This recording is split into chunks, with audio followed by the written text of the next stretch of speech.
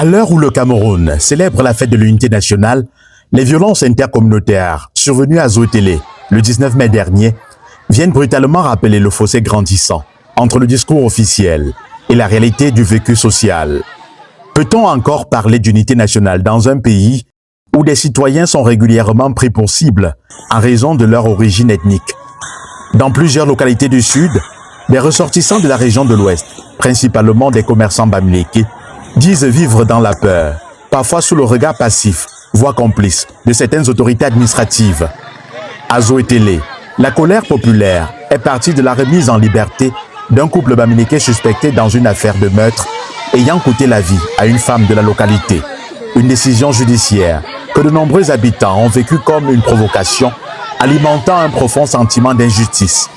Mais très vite, l'indignation s'est transformée en expédition punitive. Des commerces tenus par des bamileke ont été vandalisés, saccagés, pris pour cible, non pas pour des faits établis, mais pour une appartenance communautaire. Derrière cette flambée de violence, c'est l'expression décomplexée d'un sentiment anti-bamileke qui refait surface, révélant des fractures identitaires de plus en plus visibles dans le pays. Et Zoétélé n'est pas un cas isolé. Ces dernières années, plusieurs incidents similaires ont visé des ressortissants de l'Ouest dans certaines localités du Sud, installant progressivement le poison de la méfiance et du rejet au cœur du vivre ensemble camerounais. Pendant ce temps, dans les régions anglophones, la crise continue d'endeuiller des familles entières. Malgré les discours d'apaisement, la paix demeure fragile et des milliers de citoyens vivent encore entre peur, déplacements forcés et violences armées. D'autres Camerounais croupissent en prison pour avoir revendiqué davantage de justice, d'équité ou simplement le droit d'exprimer une opinion divergente. À cette fracture politique et identitaire s'ajoute une fracture sociale tout aussi inquiétante. Tandis qu'une minorité proche des sphères du pouvoir continue de s'enrichir outrageusement, la majorité de la population lutte chaque jour contre la misère, le chômage et la vie chère. Dans ce contexte, les appels à l'unité nationale sonnent pour beaucoup comme un slogan vide de son sens. Car l'unité ne se décrète pas à court de discours officiels, de défilés ou de symboles républicains. Elle se construit par la justice, l'égalité de traitement, le respect des différences et la protection de chaque citoyen, quelle que soit son origine. Et tant que certains Camerounais auront le sentiment d'être des étrangers dans leur propre pays, la célébration de l'unité nationale ressemblera davantage à une mise en scène politique qu'à l'expression sincère d'un peuple véritablement uni. Au fond, la vraie question n'est peut-être plus de savoir si le Cameroun célèbre l'unité nationale, mais plutôt de se demander si cette unité existe encore ailleurs que dans les discours officiels. Dans un contexte pareil, je ne vois pas l'unité. Plus, bon, je me dis que l'administration même encourage ce manque de patriotisme.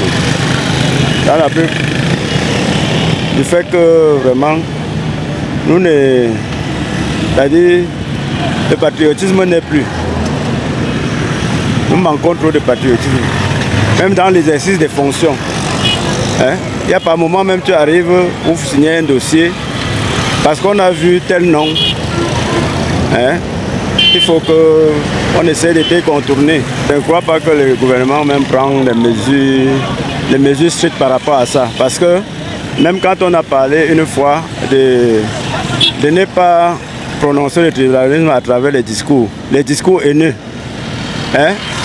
du jour au lendemain, nous suivons que c'est les autorités même qui encouragent ces grands discours-là. Les hautes autorités, les gens même de qui on n'attendait pas ce genre de comportement, c'est eux qui font généralement ces expressions des discours et le manque d'unité. Donc, ça fait que vraiment, c'est inquiétant. C'est inquiétant. On se demande si ce n'est pas une façon de vouloir peut-être se faire maintenir au pouvoir un groupe de personnes contre la majorité. Par moment même on se dit qu'il y a la peur de perdre le pouvoir à un certain moment. D'emblée, quand on parle de l'unité, ça veut dire qu'on parle d'être unis, être un. Nous avons célébré l'unité nationale hier, qui en est déjà à sa 54e édition. Mais je me rends compte que cette unité elle est plus dans les papiers, dans les documents que dans les faits. Parce qu'en voyant la manière dont nous vivons, les faits qui se posent, que ce soit sur le plan politique ou même sur le plan social, on se rend compte que cette unité n'est vraiment pas vécue. Mais l'unité voudrait dire que le Camerounais, en principe, doit être libre de s'installer partout où il se trouve, dans toute l'étendue du territoire. Mais ce n'est pas ce qu'on voit. Il suffit que le politique instrumentalise une frange de la population, qu'une tribu est capable de s'élever et être contre l'autre tribu. Ce qui ne devrait pas exister dans ce que nous appelons unité nationale. Bref, ce que je voudrais dire en ce qui concerne l'unité que nous avons célébrée hier, cette unité est plus visible dans les papiers que sur les faits. Parce que la réalité quotidienne de tous les jours, le vécu de tous les jours démontre que nous sommes encore loin de célébrer l'unité nationale. Est-ce que les autorités publiques, ceux qui ont la charge de gouverner le pays, fournissent quand même des efforts pour que cette unité-là puisse au moins se matérialiser? Non, les efforts qu'ils fournissent, c'est plus dans les papiers. Mais moi, je dirais même que les Camerounais, la population, l'être humain lambda est prêt à vivre cette unité parce qu'on fait les efforts chacun d'accueillir son frère. C'est pourquoi on voit les mariages mixtes, les mariages multilingues quoi. Un Bamileke par exemple qui épouse un Bassa. On a déjà des gens qui s'appellent même les Wabo à Tangana, les Amadou Bello, les Amadou Kenya. Bon, si ça dépendait que de la population, cette unité devait être vécue. Mais on se rend compte que le politique fait plutôt les efforts pour que cette unité-là n'ait pas lieu. N'oublions pas qu'on dit toujours qu'on divise pour mieux régner. Le politique utilise cet aspect de diviser pour mieux régner en instrumentalisant les tribus entre elles.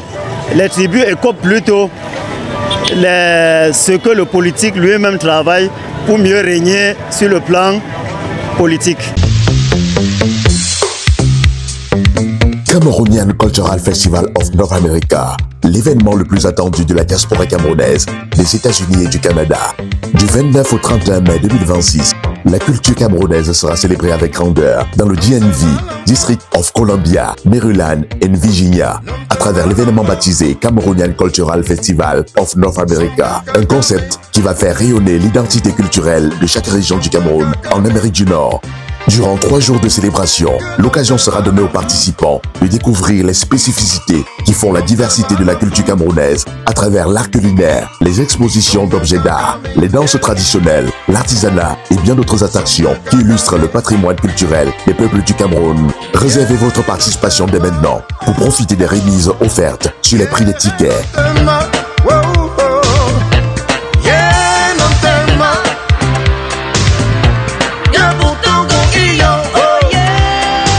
Cameroonian Cultural Festival of North America, c'est l'événement de l'année 2026, jamais organisé par la diaspora camerounaise en Amérique du Nord. Partenaire média officiel, Echo 237, la chaîne des valeurs.